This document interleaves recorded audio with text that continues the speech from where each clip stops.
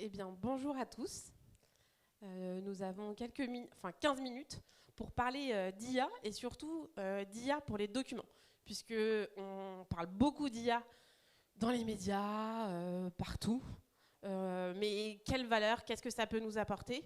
Nous, on essaye justement avec notre solution qui s'appelle LetXB.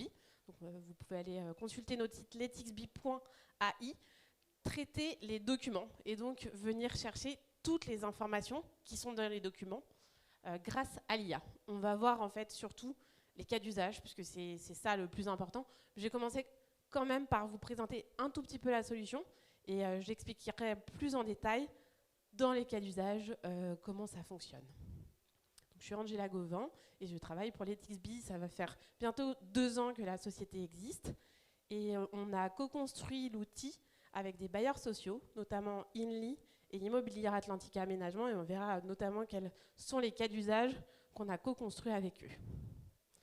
Donc la question à laquelle on répond, nous, la problématique, c'est comment je peux traiter des dizaines de milliers de documents d'aspects différents et venir capter toutes les informations qui sont dans ces documents sans que j'ai à les ouvrir, à les lire, à aller à la page 250 pour chercher la bonne information, ou même regarder mes 3000 pages dans mon document parce que j'ai qu'en fait une seule et même information que je veux aller rechercher dans 10 000 documents qui font 300 pages. Et bien comment je peux optimiser mon temps et avoir les informations qui sortent immédiatement? Eh bien, c'est avec LetXB notamment. Donc ce qu'on a pu avoir comme échange, puisque l'IA pour les documents, ça existe en quelque sorte. Et il y a beaucoup d'acteurs qui font de la ladrade, donc qui n'ont pas d'outils qui font de l'IA, mais qui vont aller chercher les bonnes informations, mais qui ne vont pas appliquer l'IA, qui ont déjà mis en place des procédés. Et donc, les discussions qu'on a eues avec de nombreux DSI, CEO, enfin, directeurs des opérations, ou même des responsables de patrimoine, voilà, tout plein de métiers qui ont pu tester notamment l'IA sur les documents, c'est qu'ils étaient très insatisfaits. Donc moi, mon travail, c'est justement d'avoir des rendez-vous et de voir quelle valeur on peut apporter. Et souvent, le premier point, c'est « Ah non, mais vous n'allez pas y arriver puisqu'on a déjà testé et ça ne marche pas », en gros. Donc 85% des cas, ils étaient insatisfaits. Pourquoi? Parce que la qualité des données, elle n'était pas la bonne. En gros, je vais aller chercher 10 données dans 10 000 documents. Eh bien, la performance en fait, des données apportées, c'était moins de 60%. Donc en fait, ça ne me fait pas gagner suffisamment de temps parce que moi, j'ai besoin que mes 10 000 documents, à minima, ils soient traités à 95% pour que je sois sûre en fait, de ma qualité de la donnée. Il y avait une interface utilisateur, donc une UX inadaptée. C'était pas compréhensible et je ne peux pas après la mettre dans la main des opérateurs métiers. Et il y avait un manque d'écoute. Parce que là, aujourd'hui, on parle des cas d'usage. Et c'est bien de savoir ce que c'est l'IA, qu'est-ce qu'il y a derrière, et on peut en parler. Et je peux répondre à vos questions à la fin. Mais le principe, c'est quels sont les cas d'usage et est-ce que moi, ça va m'apporter une valeur dans mon quotidien, dans mon entreprise? Est-ce qu'il va y avoir finalement un retour sur investissement en termes de gain de temps ou même de dérisquer, puisque par exemple, on traite les diagnostics amiantes et ça peut être aussi dérisqué sur la partie juridique aussi. Donc, letxb.ai, c'est la solution. Donc, on propose une plateforme no-code qui est capable de couvrir tous les besoins de traitement des documents. Peu importe, en fait, aujourd'hui, on est très spécialiste dans le secteur immobilier, mais on travaille dans tout secteur, dans les assurances, sur aussi des onboarding RH pour traiter les justificatifs de transport au niveau national. Donc ça s'applique à n'importe quelle typologie de documents. Et on va pouvoir simplifier finalement le quotidien, notamment des collaborateurs métiers, avec, pour leur donner accès à une base de données optimisée et adaptée aux besoins. On a un système d'apprentissage automatique qui est amélioré constamment, donc c'est-à-dire que les performances qu'on va donner, elles vont être garanties dans le temps. Et surtout, ça veut dire que dès demain, j'ai 10 000 documents, et bien sous 3 semaines maximum, moi je peux vous donner les résultats des questions que vous vous posez sur les documents. Je n'ai pas besoin, puisque souvent dans l'IA on entend il va y avoir un long apprentissage, ça va prendre du temps. Et en fait, non, c'est aussi une des qualités de notre solution, c'est qu'on peut aller très vite sur la réponse aux questions attendues. En fonction du cas d'usage et de comment on va implémenter les TXB, vous allez pouvoir avoir accès à les TXB sans ajouter aussi un nouvel outil. C'est-à-dire que je vais avoir mes résultats et je peux avoir mes résultats qui tombent dans un fichier Excel parce que c'est ce dont j'ai besoin. Mes données, je veux juste un fichier Excel. Et on va jusqu'à 98% de performance. Ce que ça veut dire, c'est que finalement, quand j'ai des milliers de documents à traiter, eh bien, une solution comme l'ETXB d'IA, d'intelligence artificielle, va me permettre d'avoir 5 fois plus de qualité de données, puisque quand on a des tâches chronophages réalisées par des êtres humains, eh bien, il y a des erreurs de saisie, il y a de la fatigue, il y a aussi parfois un temps de formation et des compétences qui ne sont pas forcément transférées. Donc avec l'IA, on dépasse tous ces points de friction. Donc l'ETXB, en fonction du cas d'usage, encore une fois, va venir s'intégrer dans un sous-système d'information ou non. Soit j'envoie mes documents parce que j'ai 15 000 documents à traiter, je veux juste traiter ces DPE par exemple, et j'ai besoin d'un fichier XML avec toutes les données et c'est tout.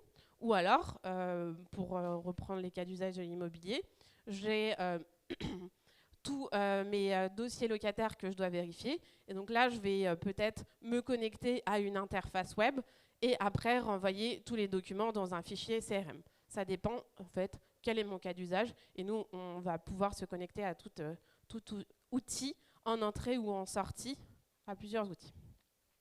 On traite, là, je vous ai mis une liste longue, fastidieuse, mais qui vous donne une idée de tout ce qu'on peut faire. Et en fait, il y a surtout plein de petits points, il n'y en a pas que 3, parce qu'on peut, en fait, comme je vous l'ai dit, traiter tous les documents.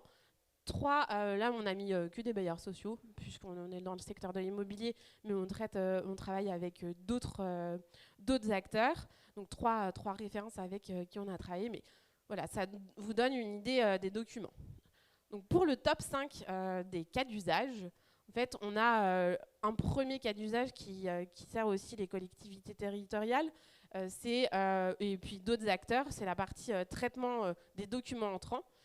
Donc mes documents entrants, je peux avoir soit du courrier qui arrive, soit des documents qui arrivent sur des plateformes locataires, si on est chez les bailleurs sociaux, ou des documents qui arrivent par email.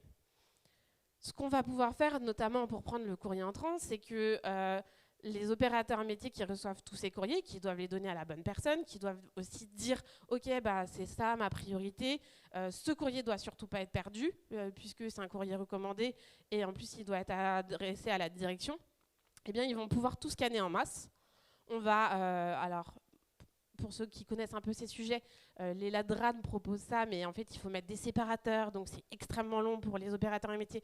Nous, on dépasse ce point de friction et on peut venir découper les PDF. Donc, ce cas d'usage, hein, finalement, il s'applique après à plein d'autres documents. Vous avez des PDF où vous voulez aller détecter des documents, vous voulez juste prendre tel ou tel document, ben, on peut le faire. Et dans ce procédé-là, en tout cas, on vient se connecter au CRM et on vient vérifier quelle est la personne qui a adressé le courrier. On détecte le niveau d'urgence et après, ça va mettre des tâches dans le CRM en fonction des règles qui ont été définies. Mais avant ça, avant d'avoir le CRM et tout ce qui se passe derrière, il faut que le document soit lu et que les bonnes informations soient captées. Et c'est là où l'ETXB répond à ce besoin. Donc on voit surtout on fluidifie le traitement, ça va plus vite et il y a moins de sources d'erreurs et surtout je peux suivre en fait quels sont mes courriers qui sont arrivés, auxquels j'ai répondu et où j'en suis dans le traitement par la suite. Top 2, c'est la partie capter les données dans les diagnostics et les rapports techniques. Nous, ce qu'on a repéré, c'est que souvent, ça va être dans la reprise de l'existant, mais aussi sur la partie flux constant pour les rapports techniques où les responsables patrimoine ont les rapports techniques d'ascenseurs, de chaufferie. Ils veulent capter juste 5-6 données dans ces milliers de rapports qu'ils ont chaque année.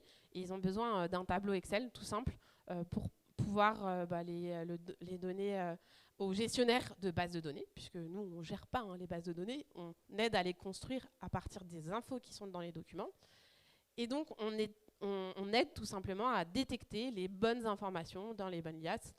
et on peut remplir automatiquement des documents derrière. Alors, top 3-4, parce que ça c'est sur la partie demande de logement ou sur la partie acquéreur. On va parfois vérifier des justificatifs pour valider un dossier. Et donc, tous les justificatifs peuvent être validés automatiquement. Aujourd'hui, il y a certains acteurs qui proposent la vérification de justificatifs, mais qui se limitent aux avis d'imposition et à 3-4 documents comme les pièces d'identité. Et là où en fait une solution d'IA peut aller plus loin, c'est qu'on va être capable sur n'importe quelle typologie de document de venir extraire les informations et de faire la bonne vérification. Donc je vais avoir une vérification, une cohérence si c'est ma pièce d'identité qui a été envoyée avec un bulletin de salaire autre, on va pouvoir le vérifier. Et en fait, là, ce n'est pas une erreur, top 50, parce que finalement, nous, on a repéré des cas d'usage, mais aujourd'hui, notre spécialité, c'est l'IA pour les documents, et ce n'est pas l'expertise en immobilier ou dans un autre secteur. C'est qu'il y a des tonnes et des tonnes de cas d'usage qu'on peut traiter, et on en repère chaque jour. La semaine dernière, on m'a appelé pour me demander si on pouvait vérifier qu'un ticket avait été bien déchiré, un ticket de concert. Donc j'ai vu les tickets de concert pour plein de concerts. Et donc ça, par exemple, on peut le faire. Et on va venir extraire le numéro de concert, le numéro de ticket, pour bien valider que ce ticket a été déchiré et que l'organisateur va pouvoir le revendre.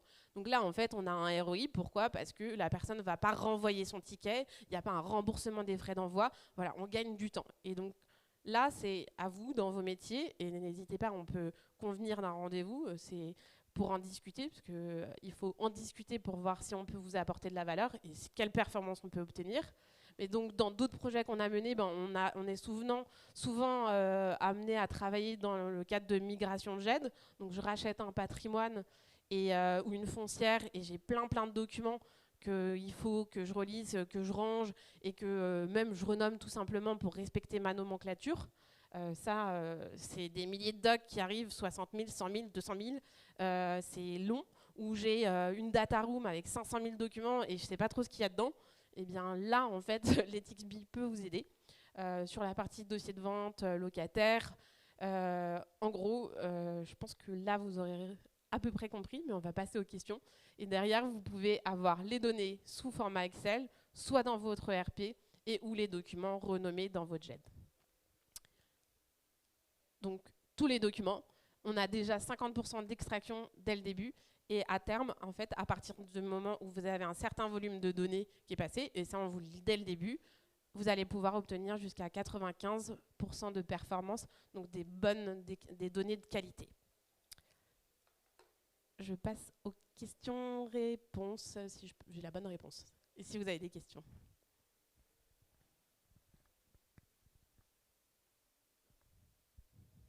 Tout était clair alors? Ok. Est-ce que vous avez des idées de cas d'usage? Est-ce que ça vous a donné des idées ou poser des questions sur ce que vous pourriez faire avec, par exemple, une solution comme l'EthicsBee dans votre quotidien ou pour des équipes avec qui vous travaillez? Oui, merci pour cette question. Effectivement, en fait, ça pourrait être une photo, puisque je parlais du ticket. C'est une photo, mais c'est l'information qui est écrite.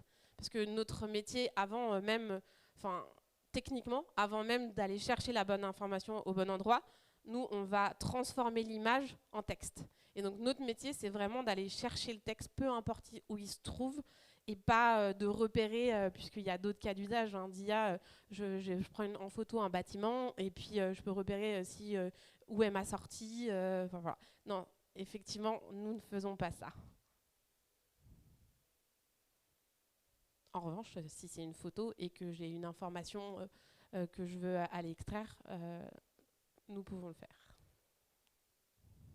Oui, je vous en prie.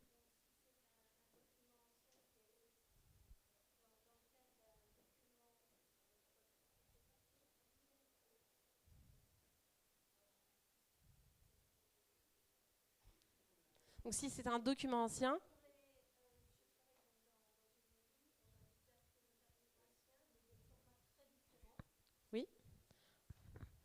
Voilà. Et donc pour des actes anciens, aussi des décisions de financement de logement, des choses de ce type, ils ont été scannés à une époque, mais en format image. Donc on utilise, déjà c'est mieux que de manipuler le document original, et parfois on ne retrouve plus l'original, il ne reste que le PDF. Dans ce cas, est-ce que ça peut être intégré tout de même dans votre outil? Oui, c'est... Et avec quel travail de la part des services en amont, enfin...